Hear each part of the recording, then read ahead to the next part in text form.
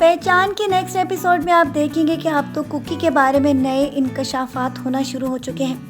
اس کے سارے گھر والوں کو یہ معلوم ہو چکا ہے کہ وہ ایک شخص کے ساتھ ایئرپورٹ سے اپنی مرضی کے مطابق گئی تھی۔ اس کو کوئی بھی زور زبردستی کے ساتھ وہاں سے لے کر نہیں گیا تھا، اور یہ بات اس کے والدین کو بھی بہت زیادہ تکلیف دے رہی ہے، کیونکہ کبھی بھی کوکی نے اپنے والدین کے خلاف کوئی بھی قدم نہیں اٹھایا، اور نہ ہی انہوں نے کبھی بھی اس کے بارے میں کوئی ایسی خبر سنی جس کے ذریعے ان کو شرمسار ہونا پڑا۔ اسی لیے تو سارے لوگ اس بات کے اوپر بہت زیادہ حیران اور پریشان ہیں کہ کوکی آخر کہاں گئی۔ اور سب سے زیادہ تو کنفیوژن کی بات یہ ہے کہ وہ عزیز اس کو ایئرپورٹ پر کیوں لینے آیا تھا۔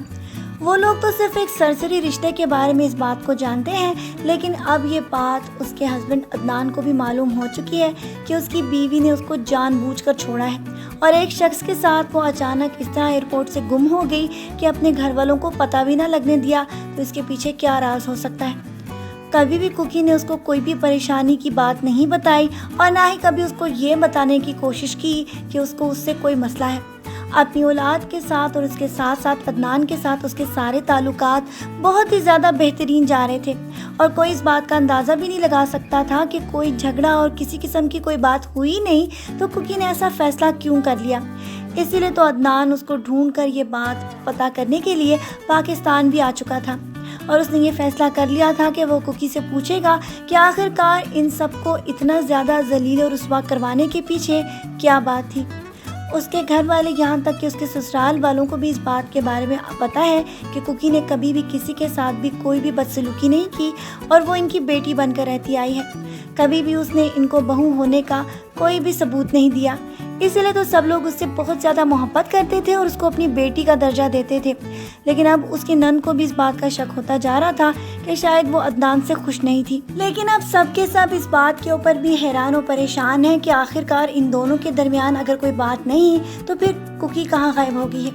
لیکن سب کو یہ بات آگے جا کر پتہ چلنے والی ہے کہ کوکی اپنی پہچان تلاش کرنے کے لیے اچانک اس طرح غائب ہوئی ہے، اور ان لوگوں کو جب اس بات کا اندازہ ہوتا چلا جائے گا تو وہ لوگ بھی اس بات کے اوپر کافی سارا غصہ دکھائیں گے کہ آخرکار اس کو ایسی حرکت کرنے کی کیا ضرورت تھی۔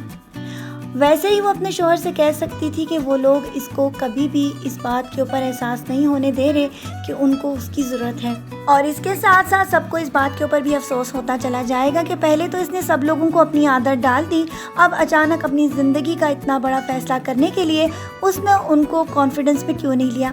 آج کی پرومو ریویو ویڈیو کو یہیں پر ختم کرتے ہیں، لیکن ڈرامہ بہت ہی زیادہ انٹرسٹنگ ہے اور اسے دیکھ کر واقعی بہت زیادہ مزہ آ رہا ہے۔ جیسا کہ پری زاد کے ڈرامے کو دیکھ کر ہر ایپیسوڈ میں نیا ہی سسپینس ملتا تھا، اس ڈرامے میں بھی کچھ ایسا ہی ہونے والا ہے۔ تو چلے پھر ملتے ہیں نیکسٹ ایپیسوڈز کی پرومو ریویوز میں۔ اپنا ڈھیر سارا خیال رکھیے گا، میری بہت ساری دعائیں ہمیشہ آپ کے ساتھ اسی طرح رہیں گی، اور آپ کو اپنی زندگی میں انشاءاللہ ایسے ہی نظر آتی رہیں گی۔ پھر ملتے ہیں، اللہ حافظ۔